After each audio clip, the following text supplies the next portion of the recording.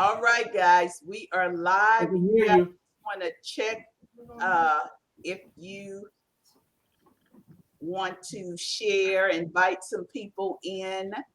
I just want to make sure that we are live on the platforms that we're supposed to be live on, and I see that we are live. Okay. Okay, great, great, great. So we're gonna let some people come in into the room before we start the conversation. I Mhm. see that we do have someone who has came in, and before the others enter the room, I just want to say thank you once again to my guests. I could not do this without you guys. Taka and Mataka and Tosca are my co-hosts. I couldn't do it by myself, so I had to call in the experts. And I say Mhm. that anyone that has served some time and survived, Mhm. these are my experts. And so when I have a question, whether a family member or a friend has asked me a question about the behavior of their loved ones, I go to my experts because I've Yes. never been to prison. So again, I want to tell you guys, thank you so, so much. I mean that from the bottom of my heart. Thank you so much. To the viewers, welcome, welcome to Wife After Prison platform. When you come in, just let us know that you're here and let us know where you're joining us from. Tonight, we're going to talk about bridging the gap. This is a conversation that is well overdue.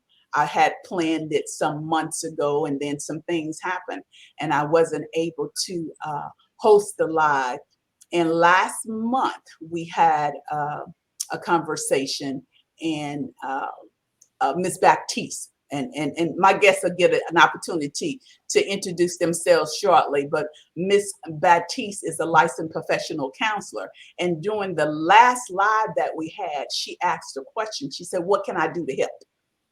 She said, "What can I do? I need to know more." So when she said that, I said, okay, it's time to bridge that gap again. So this is what we're going to be talking about. We're going to be bridging the gap between system impacted citizens and mental health professionals. It's a long conversation that's it's so overdue. So Yes. I'm not going to prolong the time. We're going to have a Q&A session at the end. So to the listening audience, if you guys have questions about anything, if you would just post your question. Hey, Michelle, I see you from Texas. Constance, I see you from Sacramento, California. If you guys have questions about anything, just post your questions, and we're going to do our very best to answer your questions. And I have to put this disclaimer out there because there are some that says, "Not my loved one. My loved one is good, and my loved one is that." So I put this disclaimer out there. Prison is not a one size fits all. The way it affected one person, it may not have affected that other person. But Right. I will say this, that I don't believe that anyone leaves prison with their psyche entirely intact, Mhm. right? And so this is not to post shade on anything. This conversation, this platform is about understanding the psychological impact of incarceration. Although I've never been to prison, I married someone who did 28 years, and it was during his struggles that I became aware of post incarceration syndrome, so much so that I had to put my story in the book. And when I began to talk about it, I found out that there was thousands of Sheilas out there and thousands of Kevins out there, but there was very little conversation about it. So I was like, if I can tell my sisters where to get a pair of shoes that's on sale, I Yes. sure need to talk to family members and tell them about the issues that comes with a prison sentence. So I am going to allow my guests to introduce themselves, and I just want to briefly tell about how I met each of them. As I say, Tosca and Mataka are my co-host, and Anthony Boyd. Anthony reached out to me some years ago, and I mean, I can really, really appreciate him because he didn't deny the struggles. He talked about it. He talked about how he was struggling and some of the things that he was doing and how it was affecting his life. And so he and I connected that way. Mr. Simmons, he and I briefly met on LinkedIn. He sent me a message after seeing one of my posts and told me about, the time that he had spent. And we just briefly talked about, the mental health aspects of it. Mr. Ian's wife has been in my private group for some years now. And so when I was looking for panelists, he agreed that he would be take part in that. So again, I want to thank all of my guests. And without further ado, I'm going to go around the room and allow each of you to introduce yourself. And if you are a system impacted citizen, just tell us how much time you serve and how long you have been out. So I'm going to start with the ladies first. So Ms. Tosca, if you don't mind, introduce yourself. I am Tosca Tolson. I am a mental health therapist in Columbia, Missouri. One of our primary programs is a battery intervention program. So, all of our men and ladies have either been sentenced to domestic violence or have been charged with domestic violence. And so, we've been doing that work for about 9 years. Also, on the other side, my oldest child's father's got life without possibility of parole. And so, we deal with those long term effects of him being incarcerated. Thank you, Tosca. And Ms. Baptiste, please. Hi, I'm Chanel Batiste. I have my own private practice, Choosing Empowerment, and Choosing Empowerment was born to serve the marginalized and disenfranchised communities. And of course, this is one of them. I've been connected to this cause because I have a friend who passed away recently, and most of his issues was reentry. He couldn't get it together because there were not enough. There wasn't enough supports in place. I have several friends and a few relatives who have been incarcerated, and this is an issue that needs to be addressed, especially from the mental health side. So I wanted to be a part of it. Thank you, Ms. Baptiste. And Mr. Ian. Yeah, my name is Ian Grove, and I've been incarcerated. It would be, I'm thinking about 17 years. Sometimes you lose track when you're in and out. I did the majority of my time in Pennsylvania and Texas, federal and state and county jail as well. And since I've been out, which has only been about 10 months now, I've been back in the game, let's say. I work at a place called the Union Gospel Mission. I'm a director of a thrift store and a distribution center there. We run a recovery program as well as a variety of assistance programs. So each day, uh, people come down from the Hill. That's the biggest state prison in South Dakota. So they're getting checked out and they're coming down to us for assistance. Halfway houses, sober houses, people in the street, people in active addiction, and things like that. And I'm just glad to be here as a small voice to help. All right. Thank you, Ian. And Mr. Anthony. Can you hear me, Anthony? He's muted. Mr. Oh, Boyd. let's see. It's He's freezing up like rice. he's he's muted. Okay, Bottom of the screen. Oh, we lost him. we lost it. Okay, Mr. Simmons. Greetings. My name is Alex A.T. Simmons, and I was incarcerated over good 20 years, maybe a little over 20 years. I did time in the feds and state. Well, D.C. is not necessarily a state. Hmm. Did time in Lorton, Virginia, maximum security, Big Sandy, Kentucky, uh, USP Atlanta, holdover at Lewisburg, Leavenworth, all that type of stuff.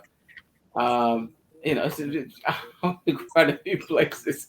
But anyway, um, most of the places then I was always a leader. Uh, uh, just a game changer.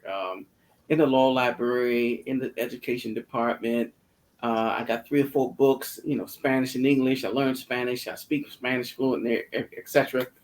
Wisconsin, Arizona, Minnesota. Uh, it's interesting, but um, the main thing is that I got a few programs: the Foundation of Leadership, Mm. Restart Empowerment, Empowering Returning Citizens, Empowerment to Begin Again. It's I got a lot to offer. I got a lot to say. Now, in reference to mental health, and I got some very strange experiences that I experienced, especially in DC. Um, in reference to counselors and stuff like that. It wasn't good, but anyway, um, I'm just here to give and to share and to change lives. Uh, I think that's really all I'm concerned about. It. I got a lot to give. I'm just full, Yeah. overflowing. I, listen to me. Some stuff I can share. It's awesome. Okay. I'm full of it. I'm running. I'm full and running over. I don't know what else to Yeah. say. Thank you for being here. I'm just grateful for being here, and I'm ready. Okay. I'm ready. All right, we're ready for you. Yeah. Mhm. Yeah. We're ready for you. We'll keep you busy. Okay, Anthony, can you hear us now? Anthony, Yeah, I can hear you. Can all of you hear me? we can Yes. Mm. hear you. Yeah. Hello? Yeah. You can hear me? Yep. Yes. Oh, okay, because I'm having computer issues. Okay. So I couldn't hear my phone. Anyway, thanks for inviting me. My name is Anthony Boyd. I'm a program manager and community organizer for a nonprofit organization in Detroit, Michigan called Michigan Liberation. I served 23 years, 18 in the Fed, 18 in the state of Michigan and 5 years in the feds. Mm. And I am, and I have because of uh, my incarceration here in Michigan, we use the term returning neighbors because we all realized that Mm. we would be returning to somebody's neighborhood once we got out. So Yeah. we didn't want to necessarily use stigmatizing language. So we start calling ourselves returning neighbors. But I also have a program that I created because of my incarceration called HERO. And HERO stands for Healing, Empowerment, Respect, and Optimism. The four things that I really realized I needed when I first came home because I struggled then. I'm still struggling now, and I've been home almost 4 years. All right. Thank you for sharing. And Mr. Mataka, you're muted, Mataka. My name is Mataka Ascari. I'm a certified peer specialist. I work with people who struggle with substance use disorder and mental health. I work for a reentry organization where we teach personal and professional development. We equip people with job skills, resumes, and just connect them to resources and hopefully coach and help them reach life plan goals. I also work with Ms. Tolson Tosca, facilitating the Batterers Intervention Prevention Program. I did 23 and a half years, so I've been home 3.5 years. Mr. Boyd, I'm still struggling too, brother. It's a day-to-day thing, right? I also met Miss Bruno.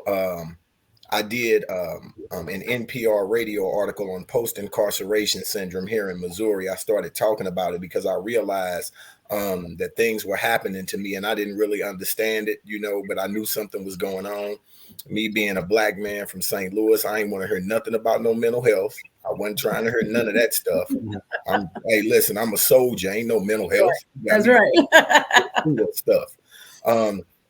But I started to realize that I started to feel like something was about to occur at any time. I was always prepared for a heightened interaction with the environment. And as I started studying, I realized that I had a few symptoms of post-incarceration syndrome. I had that hypervigilance. That's an inability to feel safe because I feel like there was always an impending doom. I had an exaggerated startle response, the outbursts of anger, the inability to fall asleep and stay asleep, the feeling of a foreshortened future. All of those things started to impact me. And when I started doing the research, I knew that if I wanted to start to transform and be better, that I had to admit that I was struggling with some things and then seek out the necessary help to start the healing process. So that's my story. And then I met Miss Bruno and she taking it to the next level with me. Yes, Hey, ma'am. we Yes, ma'am. gotta talk about it because for those of you who do not know, I founded Wife After Prison because I had married someone who was incarcerated for 28 years. And when he began to struggle, I didn't know what it was, and neither did he. He did not know, but his behavior attached itself to me, and I needed support. And I went out and I was looking for support, and I could not find any support groups that was talking about post incarceration syndrome. And for those of you who are viewing and don't know what it is, it's a set of mental disorders that occur in those who are currently incarcerated, released, most severe in those who have spent a lot of time in solitary confinement. So this is why I found it necessary to have this conversation. Just today, I received a message from a wife. Her husband did 27 years in prison, and he's been out 9 months, and he's dead. He OD'd. And she Mm, said that mm, constantly talked about his head, his mind, his mhm, mind. And so it's apparent that he was doing drugs to try to cope. And she said that he told her that his mind wasn't right. His mind wasn't right because he had spent 18 years in solitary confinement, not having to talk to nobody. I'm sorry, 18 months in mhm, solitary confinement, not having to talk to anybody. So it was hard for him to cope. So my question is this: what makes a man get out of prison and 3 days after he is out of prison, he commits suicide?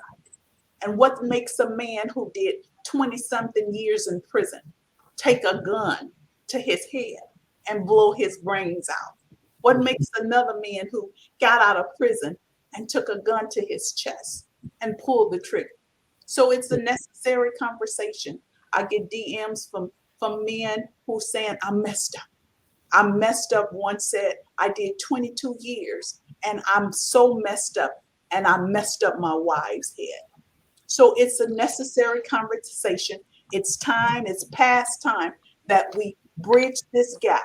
One guy told me, and the reason why it's so necessary is because so many have a misconception of what mental health is. Right. Uh, a guy that went to prison at 15, released at 54, and I asked him about his mental health diagnosis, and he said, I didn't have it. I said, what do you mean you didn't have it? You went to prison at 15 and you didn't have it going in? He said, I didn't have it. I said, okay, but transferred from unit to unit going in, you didn't have any type of mental health treatment, mental health diagnosis? He said, no. I said, okay, so you're getting ready to go get out. You go to pre-release. I said, and you didn't have any? And he just stopped me. He said, Miss Bruno, he said, when I hear the word mental health, I think it means that I'm crazy. Mm-hmm. mhm, mhm, And Interesting. so when I begin to talk to these guys, they all have that mental health, me, mental health, I'm good. Mental health, no. So it's time that we debunk mental health and let returning citizens know that it does not mean you crazy. Some That's of right. us who have never been in a physical prison, we have Mm, been in a mental prison, thank right? you. So without further ado, we're just going to start the conversation. We're going to start the conversation. Tosca and Miss Baptiste, I just want you guys to, in 2 minutes or less, tell us what mental health is, and tell us what mental health is and what it means. Two So, minutes or less. Go I ahead, Miss know, Baptiste. right? Two, The two, biggest question, the biggest statement I hear people say or refer to is the crazy thing, right? I don't want nobody to think I'm crazy, mhm, or I just want to be normal.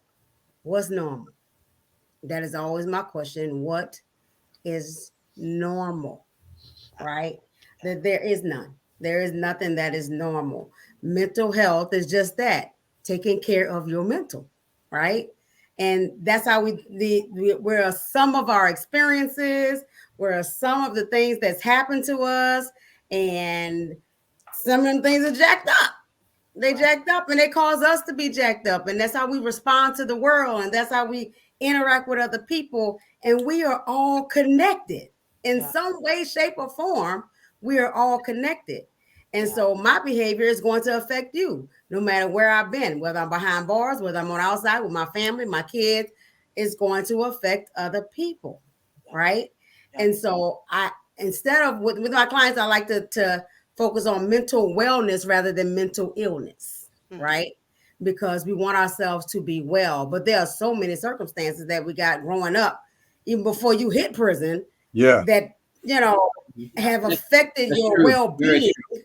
Yeah. and how you operate, that's led you in that direction. And do we all have choices to make? Absolutely. But there are circumstances that lead us in certain directions, Right. right? And Right. people don't even realize that those circumstances are existing. And then they end up in places, not just prison, just in bad relationships or whatever the case may be, right? And so for your mental health, mental illness, mental health, taking care of your making sure that's well, just like you go to the doctor and you go make sure your liver is good and your blood pressure is good. Well, we got to make sure what's going on in your head is good. Can you manage your emotions? You don't spend all that time by yourself, and you're a social creature. You don't spend all that. You don't spend 18 months by yourself with no social interaction and come out okay.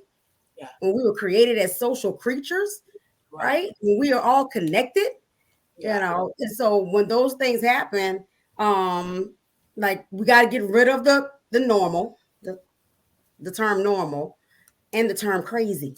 you know Yeah. Neither of those exist.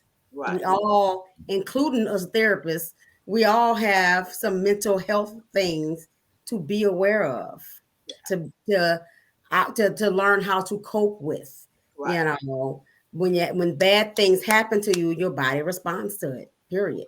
Your Right. mind and your emotions respond to it. And so, coming to see a therapist or taking care of your mental health means learning the skills necessary to make sure you're not continuing to do bad things, or you'll be able to nurture your relationships so that you can function, so that you can keep a job, so Yeah. that you can just walk around without feeling like, oh, you Yeah. know, Yeah. that's what your mental health is. That's mental wellness.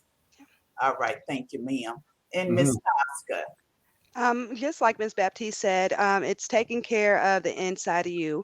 One of the studies that I've read in the past shows that after you spend 3 days in solitary confinement, that your physiology and your brain can change. So Yes. physical symptoms change in your brain. So when you are looking at your mental health, especially when we look at the path that leads into the criminal justice system, a lot of my clients have high ACE scores. So one of the things we've been doing is get starting that conversation about trauma and the things that's affected you. And what I find out during orientation, even a lot of times, is a lot of our clients have never been heard, and a lot of our clients have never been validated in their experience. So knowing that they've been hurt and that it's not unusual to have those symptoms that are not conducive to living successfully in society is a place where we often start. Also remembering that when we look at the word crazy, a way that I try to rephrase it for my clients is if I'm walking upstairs with a bag full of groceries and I have a broken leg, somebody's going to rush to help me carry those bags up the stairs. And so normalizing that experience, like just because you can't see that person's injury or that person's hurt, it doesn't mean they don't need any less help. So looking at those past experiences and where you're at today, and then setting those goals of what you want your life to look like is a good place to start so that you can start that healing. And remembering, like Miss Baptiste says, that mental health is a physiological response as well. So just like I hit my funny bone, it's going to be an immediate response. When I have emotional pain, those same chemicals are released in my brain as if somebody went and took a hammer and smashed my hand. So trying not to separate the two and then being able to address those core issues is a good place gets to start for that path of healing and wholeness. Thank you for sharing that, Tosca. Mr. Boyd, you and I had a conversation, and you talked about uh, seeing a therapist as well as the brain. Was it a brain specialist? You told me. No, it wasn't a brain specialist. It was yeah, I'm still seeing a therapist to Uh, every day. Good. But it was one therapist I was seeing was a trauma specialist Okay. because I realized that I was dealing with some things that I had no clue either how to handle or what they were and where they were coming from. But due to a conversation with you, I think or if not a conversation, something I read on your read in your LinkedIn page, you were reading a book by Resma Minikin called My Grandmother's Hands, if you remember that. And I'm sorry, either I'm frozen or everyone's frozen. Everyone's frozen on your end. We can What's the hear. name? What's the name of the book again, please? It's called My Grandmother's Grandmother's hands. Hands by Minikin. And from Minikin. his book, Minikim, Manakeem. Okay. Got it. And Okay. from his book, I started reading. He mentioned another book in his book called "The Body Keeps the Score." So as I'm listening to you two ladies speak, that reminded me of that book because everything that we go through, all the trauma that we've experienced, is in our bodies, Hmm. and our bodies react to it. Not Mhm. just the trauma that we've experienced ourselves, but the trauma that our ancestors have Come experienced on because now. we are also dealing with intergenerational trauma. Hmm. Epigenetics. Your genes Yes. physically change. Yes, sir. Absolutely. Absolutely. So no one has ever diagnosed us or diagnosed our ancestors for Hmm. that, for that trauma or how that trauma has affected us. And now I'm better understanding why they tell a woman when she's pregnant, do your best not to endure any stress because That's right. you give that to the baby. It goes Hmm. through your bloodstream and into the baby's bloodstream. Hmm. And now that I understand those things, I try my best to do what's necessary to keep myself calm because, like the brother was saying, I fully understand being hypervigilant. There's not a day that goes by that I can think of throughout my whole life that I have never been in survival mode. Right. I'm always in survival mode. And that's not a good way to live because of the cortisone that's released in the brain. Mhm. And I'm always dealing with that reptilian brain versus that conscious brain. Hmm. So Mhm. for me, it is extremely difficult, but I managed to um, have many conversations with my therapist, but I also realized that it's not just in my head. I have to deal with the body as well. That's Hmm. right. Wow. Thank you for sharing that. So we're gonna change the question up a little bit, and I want to shoot over to Ian because I know that you mentioned on the last live that you were also seeing a therapist, right? So, Me? yeah, you No, I am not. hmm? Once before, have you? No, I haven't. Anytime I've ever had mental health care, so to speak, it was court ordered. It was part of an institutional prescribed program. Okay, Um, so my mental health essentially comes from peer support groups, okay, Mhm. people who are mentors, and all of my faith-based friends and family. okay. So so one of the things we want to do here is to educate Mhm. educate society, educate the family members, as well as the system impacted citizens on the importance of taking care of your mental state when you come home, right? And Hmm. the family members. One of the audience, Lester says this trauma started from some before prison and incarceration, and Hmm. that is what it was for my ex-husband. You know, he had pre-incarceration trauma. He went to prison and he had that trauma, and then he come out and then this post-incarceration trauma. So you got all of these traumas on top of them and nothing ever dealt with. And then you get into a relationship and it just some things just and exploded. It exploded. And he said to me, and this is why I wanted to also have some mental health professionals because he went to two. And the first one, he came back, he said, she can't help me. He said, she can't help me. He If said, I I'm going to give her, I'm going to give her one more chance. And so he went back the following week and he came back. He said, she can't help me. He If knew, hold on, Mr. Simmons.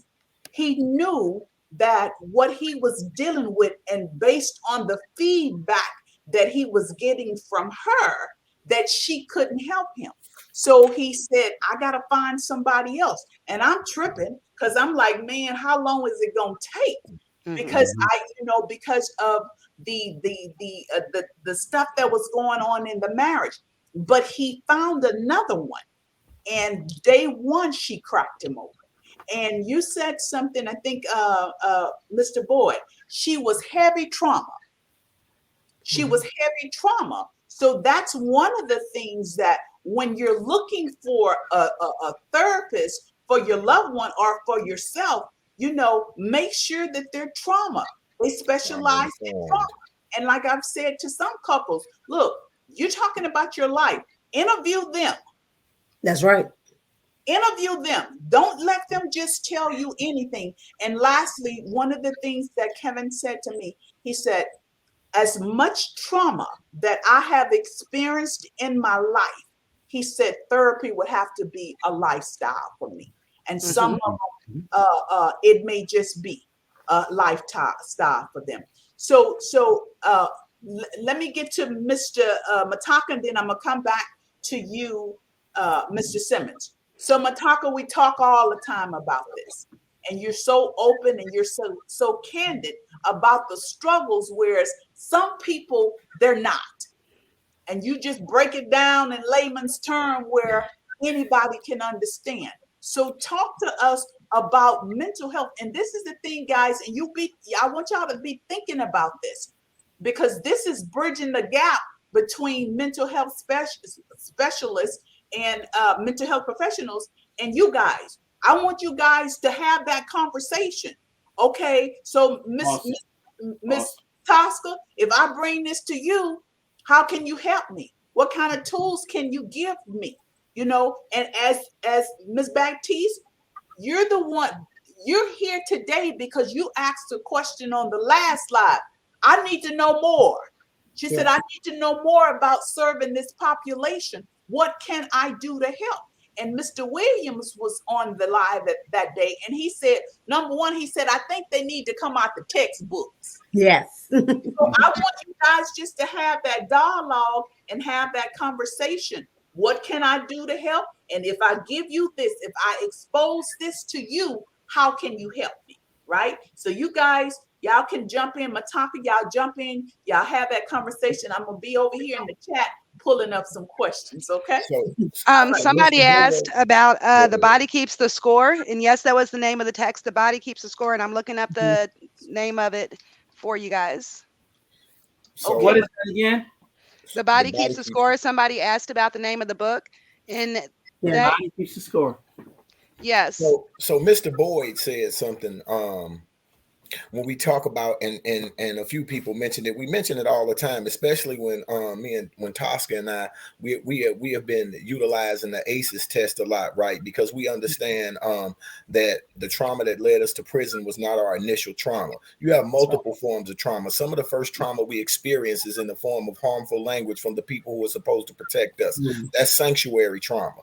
We have complex trauma, which there's so many traumas on top of each other, right? Till it's hard to pull out and identify which one is the primary driver of the behavior. And then we have, as the brother said, multi-generational and transgenerational trauma. We are the victims of injuries that have never been corrected, right? Woo. We carry a lot. Yes. And so for us, in the communities that we from, a lot of times we operate in a state of collective dysfunction that's been normalized. When you combine all that together without the necessary tools to be able to restore ourselves to sanity, to a proper state of mental health, then we automatically seek out relief from the pain and the internal turmoil that leads to unhealthy coping mechanisms. Substance Self use disorder, medicating, self-medicating, Yep. substance use disorder, sexual appetites, things that we use to escape the self pain that we're harming. struggling with, self-harm, absolutely. And so Codependency. right. And so the thing is, When we are not able to identify the various forms of trauma, then we cannot apply the proper solutions or the proper healing ointments or techniques to be able to come up out of it. I often say that me as an individual, by recognizing some of my trauma, I definitely want healthy coping mechanisms temporarily, but I want to heal. I don't want to leave one That's right. system of dependency for another. That's right. I want That's to right. transition all the way out of it and get back to my best self. And Mhm. so that takes time. Awesome. For me, it took me to be able to, man, listen, again, as the sister said, to me, crazy, mental health was a synonym for crazy. And Mhm. so that was a problem for me. And really, my daughter's mom had pointed out some things to me. And of course, you know, I was resisting. I don't want to hear none of that stuff. Who you Mhm. think you talking to? I'm Mataka. You got me mixed up. Right. This was my mindset, right? And again, when I started to do the study, because I often talk about a couple of experiences that I had, and one experience that was the one that stands out to me. I got out August 24th, 2018.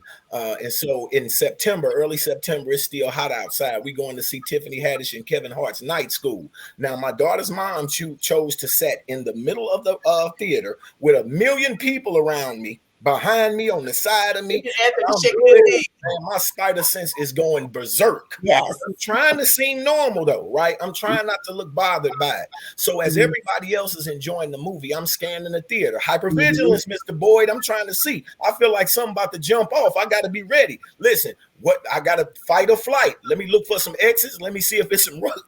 This is my mind.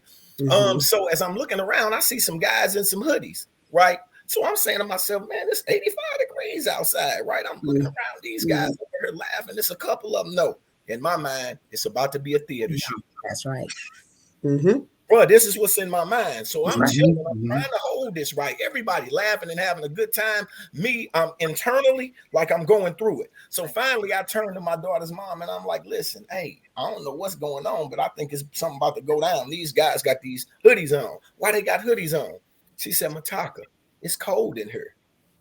Brother, the air conditioner was so high that some people got cold from it. Man, my senses wasn't trying to hear none of that though at the Wow. time because I was flooded by my fight or flight stress response and I wasn't trying to Mhm. hear nothing. And when she broke it down to me after several incidences, I came to the realization that I was struggling with some stuff. And it was a reluctant recognition. I Mhm. was reluctant about it, man. I don't want to be talking about no mental health. And then I did a Facebook Live on it. Man, you Mhm. know how many brothers secretly, as the sister said, DM'd me who appeared to be successful business people, people who were doing good in the community, holding families down. All of them been to prison. And every one of them said, man, listen, something going on. I be thinking people recording me when I walk by. You Yes. know, Yeah. hey, man, listen, brother, I'm telling you, man. Look, people started secretly reaching out. And I was like, wow, Yeah. man. And so, a lot of times, as we was talking about trauma, in trauma-informed care, you know, the two most important principles are safety and trust. And so a Yep. lot of people won't talk to you about it because they fear ridicule. So That's it's right. important that we make people feel tr- in a like Safe. trustworthy and safe. Yeah. Yes. Yeah. And so when I realized that, I just started to I have a lot of adulation and respect among my peers. So I wanted to start the process of having healthy discussions and making people feel like it was okay. I have a friend on here. I just seen him. His name is Adero, Andrew. And I was with him a couple of weeks ago, and we was talking about an incident that he experienced in his life with a family member. It was kind of tragic, but he said, man, Mataka, I think prison messed me up because I really don't have no compassion. Man, Mm. I understand. You have to be devoid of compassion Mm. sometimes in order to survive in a place like that. That's right. And if you go in there when you 15, 16, and you do 20, Mhm. 25 years, when you come out here, that's your lifestyle. Those are Thank your you. survival mechanisms. You have Yep. been conditioned to be that. And as the two ladies said, man, through neuroplasticity, your brain starts to change and your That's right. chemistry in your body starts to change. And this becomes who you are. So when you get Mhm. out here, if you don't react emotionally to trauma and tragedy to other people, the way other people react, it's a result of the conditioning. And then I started to ask myself, man, is something wrong with me? Yeah. Yeah. Mhm. Because I don't have those types of responses. But that's just a little bit about the things that I experienced and how I started to recognize that I was struggling with post incarceration syndrome. And you know what? This is one of the things and one of the projects I'm working on as for a reentry program. And a lot of the reentry programs, to me, they do it backwards because they want to get you a job. Got to get a job. They want to deal with the hands first. And this is what I'm working on is saying, let's deal with the head, No. talk about the mental health, the mental wellness. Let's deal with the heart, the empathy, caring for self and caring for others, and then we can talk about the hands. But a lot of them, and I think the order of the order of the three is very important. To Mhm. help these people because I've had mothers to say, my son got a job, and he quit because he said, Mom, if I don't quit, I am going back to prison because he had no coping mechanism to someone Yes. calling him out of his name. Yes. Right? So this is the deal, guys. So Mataka, you said a lot. You said a whole lot. And so what I'm pulling for this is you didn't know how to cope, and so you had to learn these coping mechanisms. So I'm going to put this over to Tosca. Put this over to Miss Baptiste. What are some coping skills? Because everybody on this live, some people on this live have said they have been to prison. Mhm. Everybody ain't just finna go knocking on the door of the therapist tomorrow. They're not going to do it. So, what are some coping skills, some practical things that they can do to suppress this or to we really don't want to suppress it, but to deal with it when they're feeling this way. Go ahead, Tosca. In my office, I have just a simple jar that's filled with glitter. It's a glitter jar. And I give them the visual of this is what's going on in your brain. So all the glitter is at the bottom when our brains, when we're calm, cool, and collective. When we get flooded, I explain it to them. It takes less than 30 seconds before I no longer get to choose how to react. Less than Mhm. 30 seconds. So if I don't already have some of these skills in place, I'm not going to be able to choose how I react. So I shake the jar so they can, first of all, start to get that visual of what's going on inside of them. Baby steps. There's not going to be one coping skill that works for everybody. It's going to definitely be individualized based on the support they have and the things that they're willing to do. I tell my clients all the time, I have 501,000 things that may work, but none of them are going to work if you're not willing to use those skills. Mhm. So that's where it goes back to really getting to know your client, being able to listen to your client so that you can figure out what needs and goals that they need to meet.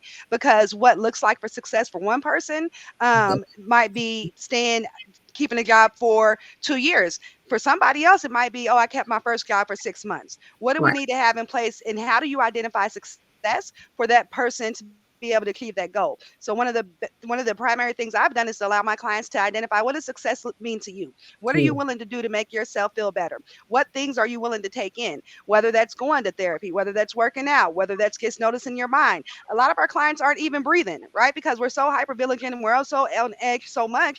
I find people all the time taking that last deep breath because they haven't been breathing. So just simply being able to use your breath, those are good places to start. Go ahead, Miss Baptiste, because I can go on and on. I know, I know. And I agree, especially with that breathing thing, because we don't breathe, man. We don't breathe. Stopping and breathing is the best. Taking the oxygen in. I have one client that blows bubbles, and it's the best because there's so many coping skills in that little jar of bubbles. And there's breathing, and there's focus, and there's the relaxation of watching them float away and pop. And there's so many things in a jar of bubbles. But I do agree that it needs to be individualized.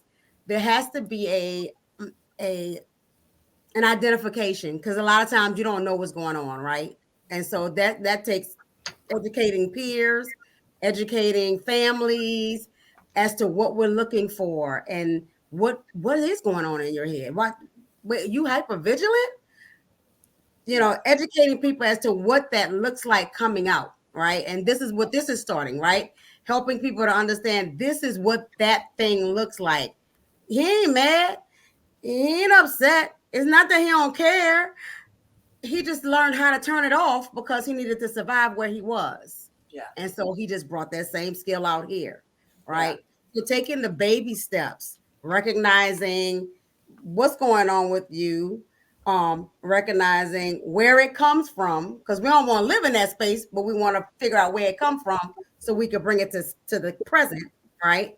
And then when you are looking for somebody to meet with, relationship is so important because guess what? You ain't gonna talk to me if you don't trust me. You're not. You know, you are not. You you probably not gonna talk to me if I don't look like you, right?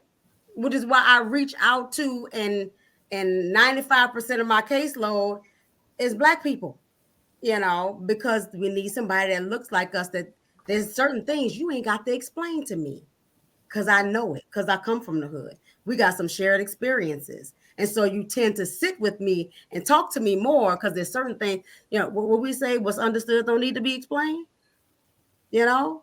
And I get that. And so if you are reaching out to somebody or like you guys who are doing these programs, you've been there. So they're gonna listen to you. You already got the call because you already know, right? I don't have to. A Black girl don't have to explain to me why her hair go poof after she been out in the rain and she done had a history. She ain't got. I ain't got to figure that out. We can move on past that part. We're gonna keep it moving, right?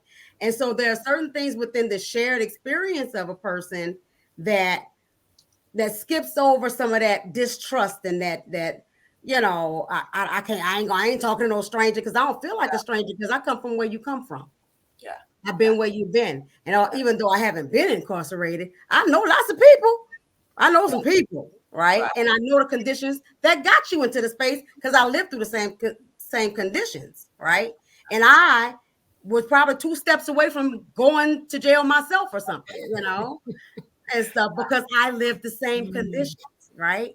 And so getting with a therapist or a community or a group or something that has those same shared experiences, man, like, you know, I share things with my clients to help them relate to me, to develop that relationship. That is important, you know, to have that understanding, you know.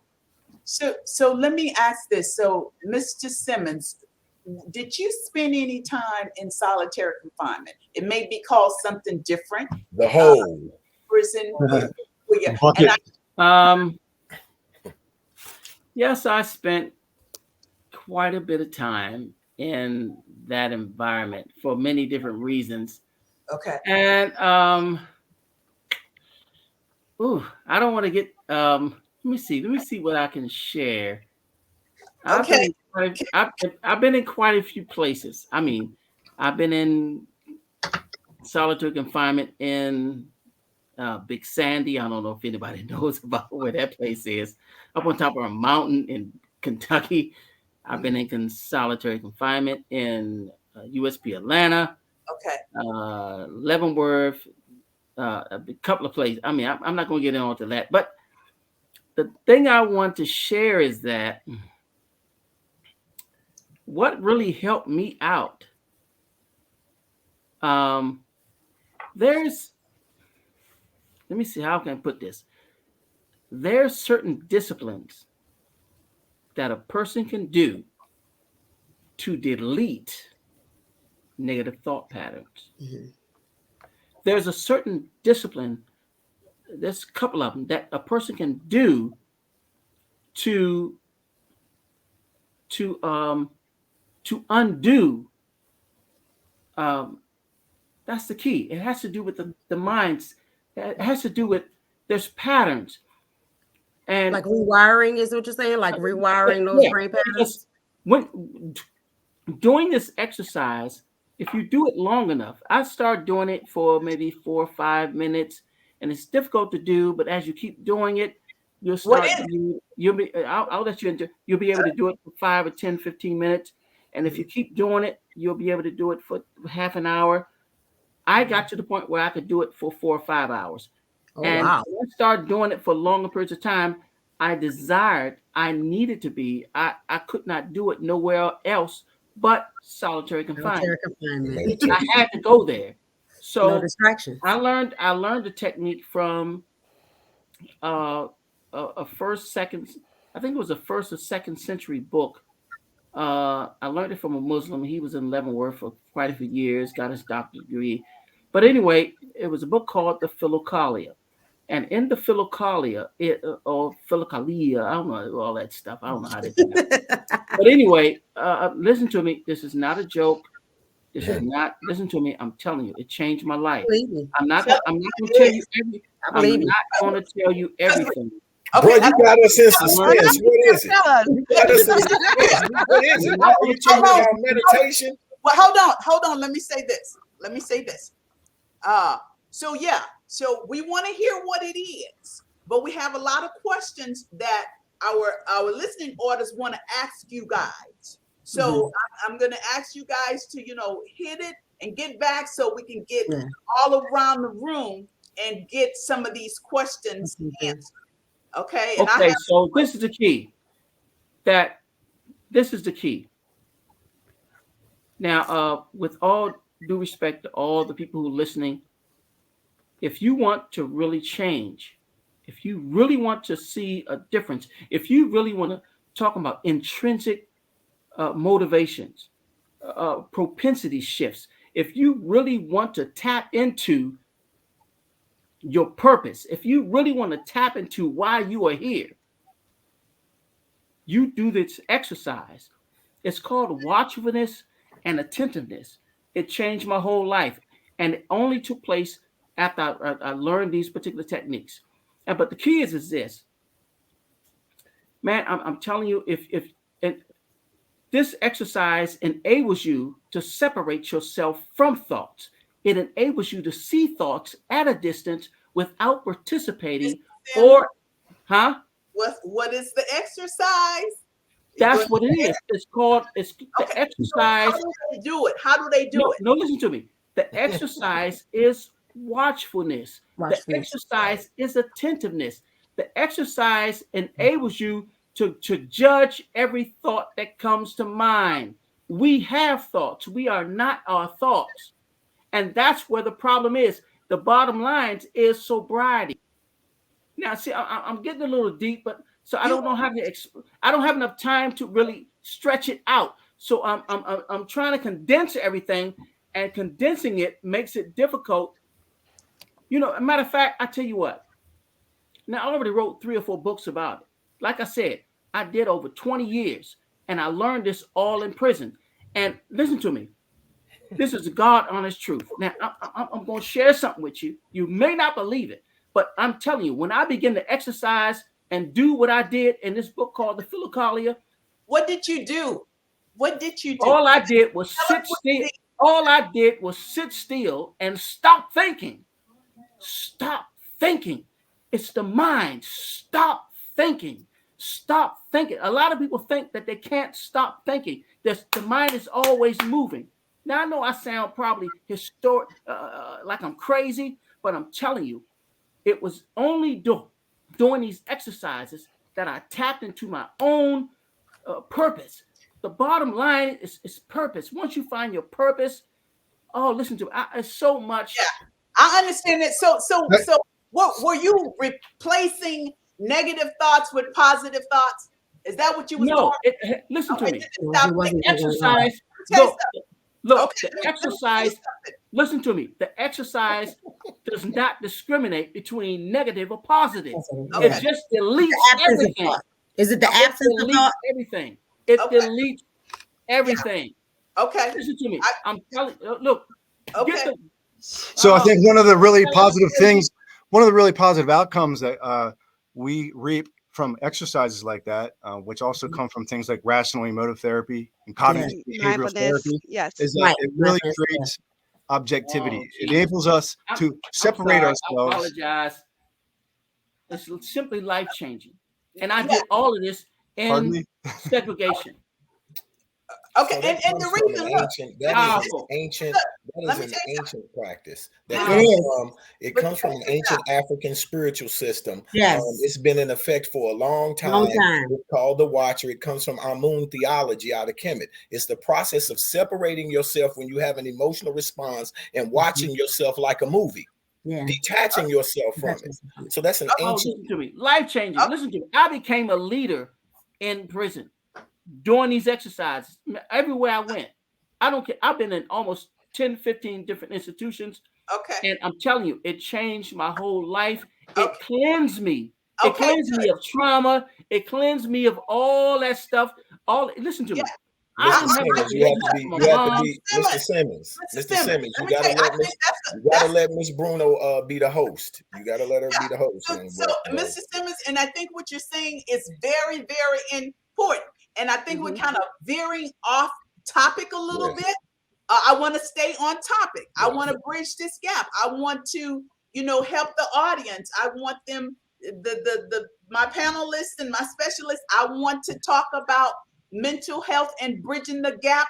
Why they don't go talk to mental health professionals, and why mental health professionals, want to know more about helping them. That's the topic. That's the topic, and I Okay, want to stay on so topic. And the reason, hold on. And the reason I asked that is because, like I said, I don't know if you were on here earlier when I started. I had a message from a wife this morning whose husband did 27 years, been out 9 months, and he's dead. And he kept talking about his 18 months in solitary confinement. I hear you talk about discipline, but everybody ain't there. So we want to Everybody's not going to be give there. them some Yeah. practical stuff. We want to give them some practical stuff. You're looking at somebody right now. You tell me to stop thinking. I wish I could. I but you can, but you can. A lot of people think that they can't. Mr. Miss, Simmons, that Counselors takes are a not lot. telling It takes a whole lot to counselors, get to where you are. counselors are not telling people they can stop thinking. They're not telling them that okay. because they Hey, don't know it. hey, They Mr. don't know. Simmons. We Mr. do know Simmons. it. We Only know it, thing, but one we thing have that to I heard start you meet say, people where they are. one thing, None of your No, no, counselors no, no. on this board has said that's a technique. Nobody has said. But Listen, Mr. Simmons, do you know any of them to say what they've never said or have said? have I you believe know? I've heard them say that actually. All I can go by is what I heard. but Okay, what I hear Mr. you Simmons. saying, Mr. Simmons, is that you had to be in solitary confinement Confinement to to get do to it. that level. So how do we get those skills that you accumulated in solitary confinement? How can we use Listen, skills like that in in regular the life real, yeah, without being every day. incarcerated to be successful? How Right. can we get there? By teaching them to Uh, do it, like say, I go to bed early, maybe not, maybe 7 or 8 o'clock at night, so I can wake up 1 or 2 in the morning, and I can do those exercises 1 or 2, 3, 4 o'clock in the morning where there's no noise. Put things in your ears and just simply be conscious without thought. I'm telling you, it okay, works. I don't know how it works, but I right. know it works. Okay. Stop thinking. You can control what's in your mind. The mind, listen to me. When you start, when you just be still, be silent without thought, listen to me. When you get good at it, you can feel each thought with a specific types of energy. It's like, We get oh, it. Jesus, Okay, you know so what? listen, we're gonna move on. Yeah, move on. I think it'd be best to move on Okay. because we All don't right. really have I'm enough gonna move time. on. Not just and the Yeah, reason I asked this, so I want Mr. Iron was saying something, yeah. Yeah. and I was okay. just Let him Go, interested speak. in hearing okay, what he go had to ahead, say. Ian. Yeah, I You was were just talking saying about that the technique I think that Mr. Simmons brings to our attention is practiced in a Yeah. lot of contemporary mental health practices. Hmm. So, cognitive behavioral therapy, as we know, it teaches us to be more objective about how we're thinking Right. and planning what we're doing next. Rational emotive therapy, it creates that distance as well, that Hmm. objectivity. So, I think that, I mean, there are a number of things that you could talk about when you're talking about stopping thoughts and distancing yourself from those thoughts and being objective. But anytime you're getting space in between your actions and your behaviors and your Hmm. thoughts, that You're gaining gives you a progress. space where you can begin to think and grow and make choices, right? Yes. So I just wanted to say that before I got out of prison a little less than a year ago, I was in a COVID quarantine. So Mhm. entire cell blocks were locked down. And then I was also I had COVID. So I had COVID quarantine inside of COVID quarantine. And so I experienced some solitary confinement as an older person. Hmm. And what I noticed is that when I went into that solitary confinement this time, my mind was in a better place. My heart was in a better place. And it didn't really affect me as much as it did Right. when I was a young man. So I think that the real takeaway from this is that people who are getting out of prison need to get thorough mental health assessments when they come out of prison to figure out where they are, because all of this stuff, adverse childhood experiences, epigenetics, it's very real. We're carrying this stuff. I was sexually abused when I was a child. There was a whole bunch of junk and trauma before I even hit prison. Prison, the population of people who find themselves in prison, they're a self-selected group of people. Why are we there in the first place? Because we had some issues, probably, right? That's right. We also know that the mental health institutions are empty because everybody's in prison now. I'm dealing with a lot of homeless people. Mental health issues are numerous. They're everywhere. People need to get assessments, get on their meds, get balanced, start talking to people. However you choose to do it, people just really need to take mental health seriously. Right. Right? Right. Also, Mr. Ian, I think that a lot of these mental health assessment tools disacknowledge this trauma that we endure as a result of prison. We have to start adding to it and developing our own. That's We right. don't need to run through the DSM-5 to recognize that we're struggling with some stuff. Yes. Right. If you do some assessments, they don't ask you about post-incarceration syndrome, right? So I didn't know nothing. As the sister was saying, Miss Batiste, we was talking about hypervigilance. Man, you go in the hood talking about hypervigilance, they're gonna be like, "What's that?" Man, I'm paranoid all the time. Yep. You got to have relatable language too when That's we right. do these assessments, right? So if you ask a man who don't know nothing about hypervigilance, we experience systems of hypervigilance, they'll be like, "What's that?" Yeah, I'm hyped sometimes. Right.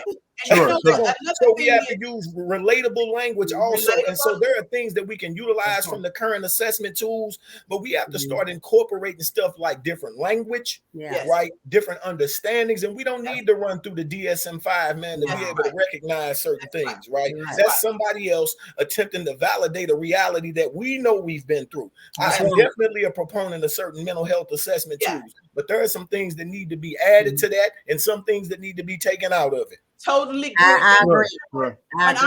When I first started talking about it, there was a nurse, and she asked me, "Was it in the DSM-5, post-incarceration syndrome?" And I said, "It's probably not, but just because I can't see it in a textbook, it doesn't mean that it's not so. I can't see my brain."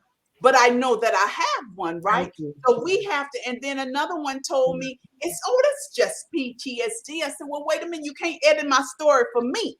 You know what I'm saying? So they want people and when it comes to PTSD and veterans, people have so much compassion on that side of the table. But when we start talking about post-incarceration syndrome and how it has, there's no conversation. Parallels.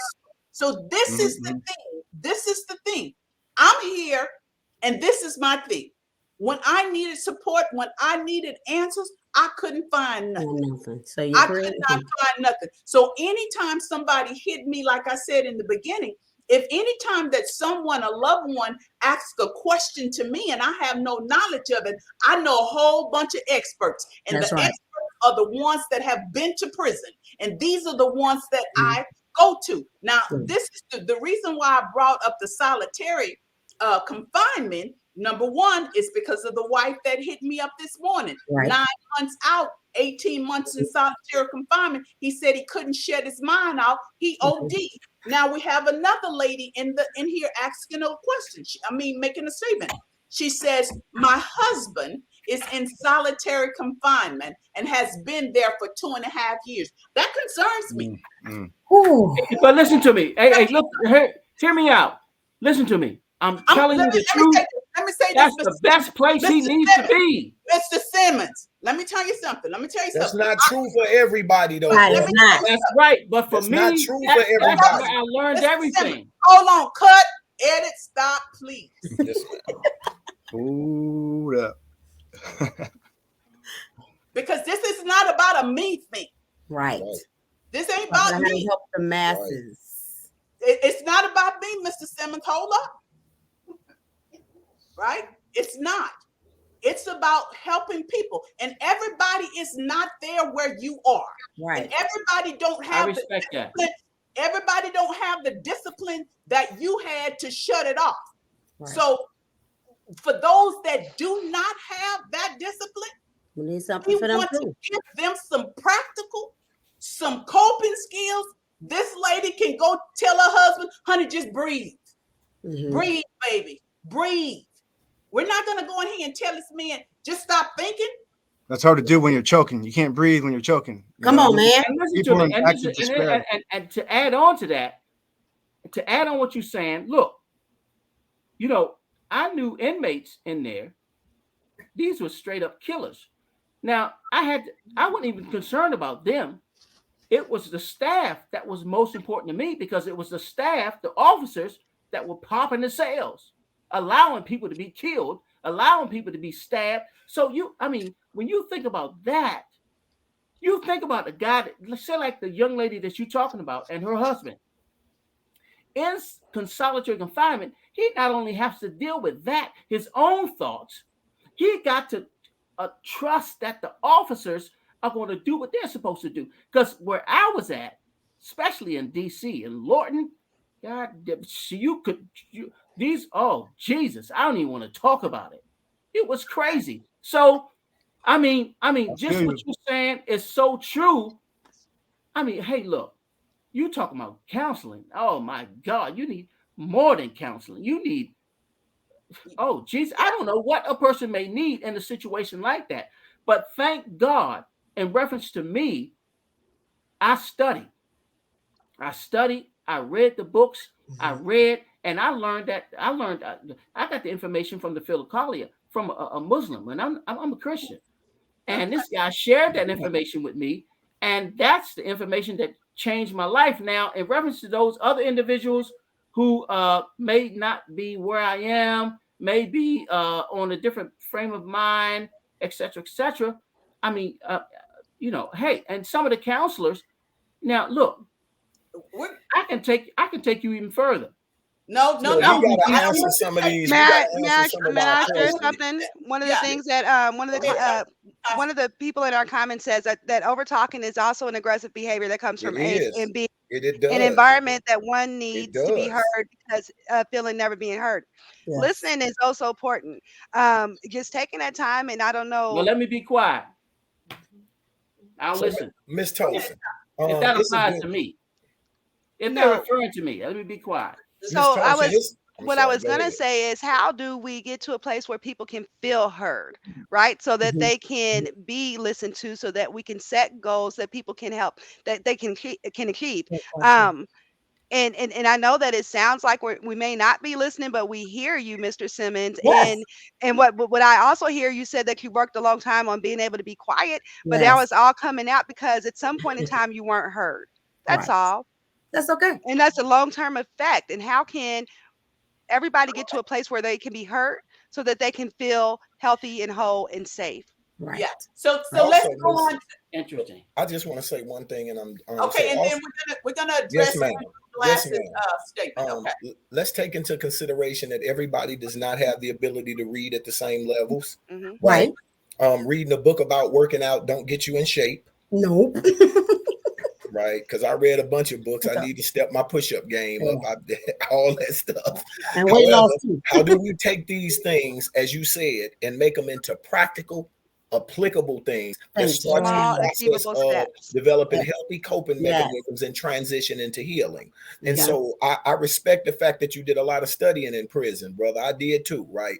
Mhm. But everybody can't understand the way I communicate, have studied some of the things that I felt that are beneficial to me. How do I take that and reduce it, not reduce it, transfer it into common vernacular and practical application to be able Right. to give people who don't understand Yeah. the book, right? Who Right. may not be able to read. So Okay. that's go ahead, Miss Bruno. Okay. So let's address this. So Andrew says, after 26 years plus years, I have socialization issues that negatively affect my relationships, and I want to talk to Mr. Boyd about this. Mr. And Boyd. can Yes, you sir. tell us, if this was an issue for you? You and I talked about relationships, and Mataka, we talked about relationships. So here's someone that says, I have these issues. And then so we'll let Mr. Boyd talk a little about that. Then we'll hear from the mental health, one of the counselors. Thanks, Sheila. I can definitely relate because I had relationship issues. I'm still fighting through some of my issues, I realized that most of my issues were not from the other person. Most of my issues came from me because we speak about trauma. Again, I took, like most of you have already said, I took trauma into prison with me. Prison only exacerbated the trauma. Right. The trauma was already there That's from right. childhood. I don't think you can be, in my opinion, black in America and not have some type of trauma. Come on now. Hmm. That in and of itself was an issue for me. And what I did was when I was in my relationships, first of all, I realized for me, I should have never came home looking to get into a relationship immediately. Because I Mm, was not healed. And that was the good. reason. Healing is the first letter of my company and organization. In Hero, I wanted to heal and I didn't know how. And I didn't know how to address my issues to anyone else who possibly wanted to help me heal because I didn't know what was going on. Right. So I came home, got into a relationship, and I messed it up. I messed it up totally by not paying close attention to what I was going through, and I totally ignored all the red flags that were that were being shown to me. I just stopped and I thought I can handle this because I'm thinking you sent me to an abnormal environment, told me to adjust, so I had to learn how to be in an abnormal environment all over again, Mhm, and I brought all that abnormality back into society with me. mhm. All those things that I thought became normal because, like the brother said, I had to learn how to detach myself so I could survive in there. That's right. I had to things that I loved and wanted to be close to, and the people that I love. Because I have relationship issues with my children, my daughter. I have 6 of us. I have relationship issues with all of them. We're still trying to iron those things out. I have relationship issues with some women in my life because I didn't know how to talk to them.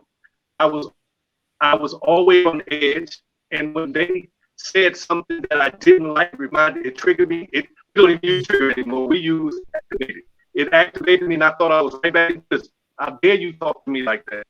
But they Hmm. weren't. But I had to realize that they weren't intentionally trying to activate me. They were trying to get to better understand what I was going through. But what they didn't know was, hell, I didn't know how to tell you what I was going through. Right. I Hmm. didn't, I didn't know how to convey that to you, but Yeah, we both understood it right. because no one was explaining it to me. I can't tell you the motor skills. You were all talking about motor skills. I can't tell you how many times I was in the car and I ran red lights and stop signs thinking that I was approaching an item and it was right there, when in actuality it was further down the street, and when in actuality it was right there and I ran right through it. And people Yeah. were looking at me like, "You just ran a red light." And I'm like, my mind is telling me, stop, put the foot on the gas. My body is like, no, Mm. Hmm. Wow. Okay. Wow. I Facial can do recognition Wow. Wow. diminished. That was good information. Thank you. Yeah. That was it. good information. So we have No, we have 15 minutes left, and we have a couple of questions that I want to address. Now, this is the deal. We're gonna keep having this conversation Mhm. about mental health and bridging the gap. We're gonna keep talking about that because if we don't talk about it, system impacted citizens won't talk about it. And I'm like this, right? I need it on layman's term for me. Right. Give me step one, give me step two. Okay, when I get through with that, what I need to do, step three. Because a Mhm. lot of these individuals who are coming home from prison, I want to be able to reach everybody. I don't want to be able to just reach the ones that have got in there and got their PhD. No, if you're on a GED, if you know GED, I still want to reach you. Yes. I want to be able to talk to you and tell you, hey, you can go and talk to Miss Tosca. She understands, or Miss Batiste. And this is the thing. We are educating also the mental health professionals Yes. to better help our That's loved right. ones when they come home from prison. That's right. This is what this platform is about. This is, we want to reach everybody, right? Okay, don't get me started. Okay, so question could someone, Kelly West has a question. She said, could someone who have been in solitary share what would make someone seek out solitary confinement while still incarcerated when they're going through a lot. So if Safety. somebody's already in prison and they Mhm. want to go to solitary, I have had someone to tell me that he was in solitary for so long. When they Mhm. put him back in the general population, he couldn't handle all of the noise or whatever, and he Sensory. Mhm. wanted to go back to solitary confinement. Yeah. So can anybody who was in solitary address Kelly West's question, please? Come on, my I can. I can. Tell us Listen, why. listen. Now listen to me. I worked in the industry. You guys who've been locked up know about the industry where you make more money. But the thing is that when I start reading this book called The Philokalia, and I learned 2 exercises, which is called watchfulness. Mr. Simmons, I'm gonna cut you off because you're not answering the question. I just want a simple extra. We're running out of time. I'll Okay. just share my experience. No, go Yes, ahead. sir. One I second. know that. I know What's that. the question? Bro, you As gotta far as listen. seeking Go seeking ahead. solitary confinement, right? She There is said, a sense. yes. There is a sense of escapism It is. Mhm. that Okay. people experience, right? It's Mhm. easier actually to be in solitary. Your food is brought to you, right? Mm. You got your little reading on. You can get your little exercise program on. It's pretty Mhm. comfortable. It can be comfortable, but it's Okay. very deceiving. It's killing you from the inside, right? Yes, sir. But it's comfortable. People sometimes, if they get the hookup and they get their drugs, addicts go into solitary all the time, right? They butt pack all kinds of stuff. They take it in solitary and they just stay high for a long time. But You know, think about this. The main purpose, if you want to go in solitary, the main purpose is to go in there and think about purpose. Especially when you're ready to go outside, you want to think about your purpose because when you're well, the key running, is to not go in there. Everybody The not key is to there. not go into solitary. The key is Everybody. to remain in general population, engage in positive relationships in general population, engage in positive programs in general population, but you engage can in work plan. You programs can in plan general it. You population. can plan in segregation. But let me say this, because Mr. Simmons, I hear you. You purpose driven. So am I. But everybody ain't purpose driven. You say Mhm. go in solitary and think about your purpose. They ain't trying to think about no purpose right then. Everybody Mhm. is not there. Everybody ain't there. So You're I'm just right. gonna put that right there. Let me read what Andrew said. He said someone may use solitary confinement because it's safe for them. Some Mhm. go because of rebelliousness due to knowledge gained, and so they fight the system. And some just can't get right because they're still running BS games. And there's Okay. It's true. protection. All right. That's Protection. true. Protection. That's Right. true. So let me get to another question here. Oh, how do you talk with a loved one who is in solitary confinement that's dealing with mental illness? I walk on shells when talking to him because I don't want to trigger any anger. Language. I can't Language. touch that. Language. Go ahead, Ms. Language. In what way? What Language. language? You In have what to, way? yeah, you have to first off, don't say mental health, Okay. right?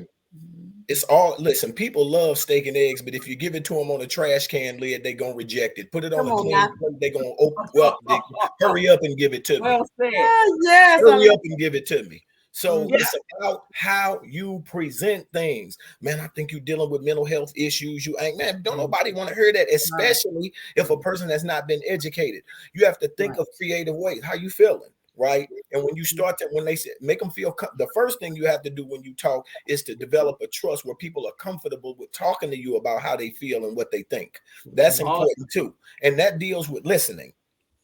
Right. You have to listen to them. And even if they won't tell you voluntarily, if you listen long enough, you'll be able to pull out what it is that they're struggling with psychologically and emotionally. Being And able to then, hear what's unsaid. yes. And then from there, right, from there, you start to reach out and get resources and tools to be able to effectively address that. So if a person telling you that they're, yeah, man, I don't know, I'm kind of like I'm angry today, right? And then so as Miss Tolson says all the time, anger is not a solitary feeling. There's so many No, it's things not. attached to it, right? Yeah. When It's you always get, secondary.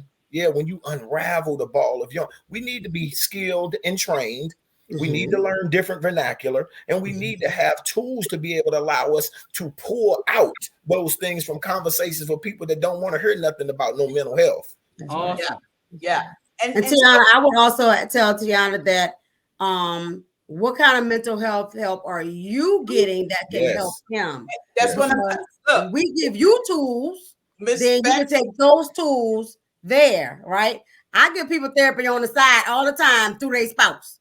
You know, yeah, and you know what, those eggshells, I can relate. And Kevin used to say to me, you need to go get you some help. And me, look, just ignorant. I don't need to go get no help. I ain't been to prison. I ain't been to prison. But it got so bad that I said, you know, baby, I do talk to somebody. And I did. And it was the best experience that I had.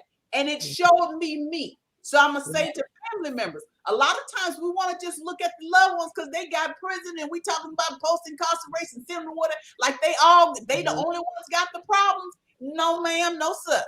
We got some things that we haven't dealt with. I sit in that therapist's office and I was just Kevin. Eggshells. I'm tired of walking those eggshells. This. And when I went in there that second time, she said, "Oh, cut." She said, "We ain't talking about Kevin today. We're talking about you today." And she showed me. And she showed me some of the things, the wording, the language that I was saying that was triggering something, you know, that caused his behavior. That's right. Right? So I'm going to say to you, Tiana, baby, look here. Check your closet. I'm serious. We think that since our loved ones have been incarcerated and we got this, no. It's all of us. Make sure your mental health and your mental wellness is intact as well. Because I'm telling you, you know, our loved ones are going to come home with some stuff. And if you got stuff with stuff, trauma meets trauma, how you think you're going to have a happily ever after? Miss Bruno, just to follow up, we said one out of 4 people struggle with mental illness. 1 out of 4 women have been sexually assaulted or abused by the time they're 18, and 1 out of 6 men. So that counts. Almost everybody in the room's got some kind of stuff they're dealing with. Just with those 3 facts right there. Thank you. That's true. Yeah. Right. So guys, so we're wrapping up. We're out of time. We're gonna keep having this conversation every month. Myself, Mataka, and Tosca, we have a live, and we're gonna be talking about real life issues. We're getting ready to talk about re-entry in relationship. He been home 3 months. We ain't been intimate. He ain't touching me. We're gonna find out why he may not be touching me. We're gonna be talking about the performance things, because we have these unrealistic expectations of our loved ones. Also, Miss Bruno, another thing is that you know, like sometimes women use sex as a tool for control. Right. And it's dudes who done 20-some years without sex. That ain't gonna work. Men too. Nope. Men too, Mataka. We can't do it gender specific. We gotta say men too. That's a whole different show. Well, we talking about men coming home from prison in relationships. You not finna you ain't gonna do what? Oh man, that ain't gonna work.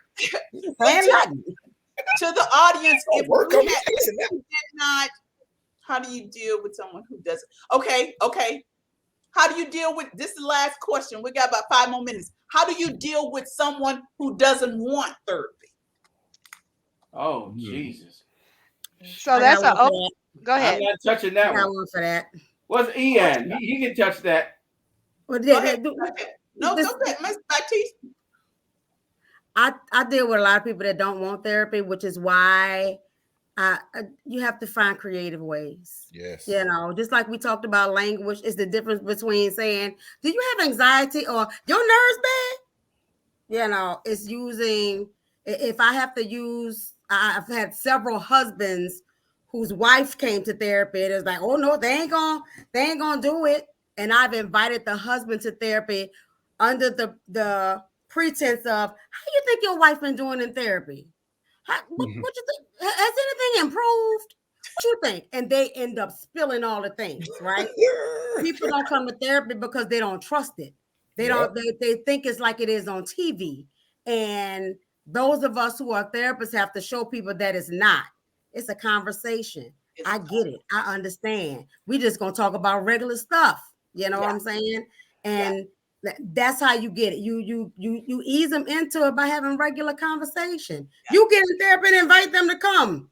You know, like make it not intimidating, right? Make it be regular. You know. Now, is it possible? Hey, look, think about this. Just put it in a different words. The same way that what you're saying, I agree with it. Is it possible you can just love them where they are, and just draw them to where you desire them to be? Just love them where they are, and it's like grace. I don't know the other way. It is. You're right. You're absolutely right. Meet them where they are, and then gradually draw them to where they need to be. And listen to me. It's something about energy. It's something about the universe that when you really desire what is good for somebody, the universe will enable them, will move them to the people that they need to meet or draw them to where they need to be. Right. Everything will work out. You just love them where they are. Let me tell you something, and I'm finna get up off of here. Because let me tell you something. I loved him where he was. I loved him where he was, right? But if I wasn't mentally strong enough to do that, that's what I'm saying. To do that, then guess what? Vicarious trauma takes place. That's right. You attach yourself to me. I know I loved him where he was. That's right. I know I did. To the point when it was all said and done, he admitted to me. 90% of what happened in this marriage, in this relationship, he said, Sheila, was on me. Meaning him. I loved that brother where he was. And I know they say love conquers all, but I say put some therapy with it. But then put some Mr. Boyd. Put some therapy with it. I want to ask Mr. Boyd a question. Fails. Mr. Boyd, can I get your contact information from Miss Bruno? Whoever needs it and wants it, feel free. I got something I want to send you because we never address cultural trauma. Cultural trauma is not even on the ACEs. That's real talk. And right? so that's why I said we got to start listening. It's an individualized approach. It ain't a blanket thing. We got to have a pool of things we can draw from. That's because everybody's trauma ain't poverty. Everybody's trauma ain't a parent abandoning them. Some people have been impacted by the structure of this society and how it is discriminated against us. The weight of living up under a society like that. It's called menticide. That's a coin that's turned by a brother named Bobby Wright. It'll draw and push you into a state of insanity. So we got to start being a little bit more resourceful and understand. You said Bobby Wright? Bobby Wright? Yes. Bobby Wright. Yes. Yeah. And we're gonna do this. And lastly, I keep saying lastly, but it's 8:30 because it's 8:30. But check this out. So I had a conversation with a psychiatrist up in Dallas, and I was asking him, what can we do and how can we help these people? And he said, Sheila, honestly, he said, we need more African. He's a white therapist. He said there needs to be more African American therapists. Thank you. Said because they will be competent. He said someone coming out of prison, an African American coming out of prison, would be more apt to talk to someone that looks like them because they're gonna look at me. They look at me and say, I don't know nothing about the struggle. Thank you. Right? So again, we're gonna keep having this conversation, guys. And if you're not following to the listeners, if you're not following on Wife After Prison, I encourage you to do so. Like the page, follow the page, because we're gonna keep having these candid conversations, uncut, unedited, because this subject here is uncut and unedited, right? That's right. Miss Bruno, Ian, is it all right, brother, if I need to holler at you about something? Yeah, definitely. Hey, I want to encourage the professionals to do what my friend suggested and to continue to work on those assessment tools. Okay. That is so important to just get to that point where people are able and comfortably able just to come forward and say, what's happening? Okay. What's wrong with what me? happened to you? Yes. Yeah. So you guys saying we need to revise them. We need to. Yeah. And Okay. we don't need Okay. nobody to approve it or validate it. We don't Don't got to need nobody to approve Right. or validate. So And you're right. So Ms. Baptiste and Ms. Tosca and Taco, whoever wants to be a part, let's re-advise that assessment sheet. Okay. Let's re-advise them. Let's ask the questions in the manner in which they will understand. Okay. Right? Let's do that. So we're gonna be working on that. We're gonna revise that assessment plan, and then after we do that, we're gonna put them in the prisons.